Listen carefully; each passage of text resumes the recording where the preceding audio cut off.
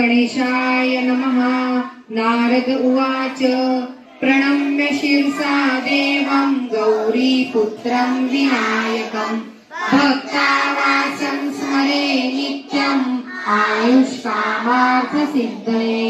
प्रथमं वक्रतुण्डं च एकदन्तं द्वितीयकं तृतीयं कृष्णपिङ्गाक्षं गजवक्त्रं चतुर्थकं अवं चोर्ध्वात्तात् अवधारात्तात् सर्वतो मां पाहि पाहि समन्तात् त्वं वाग्मयस्त्वं निश्चिन्मयः त्वं वाग्मयस्त्वं ब्रह्ममय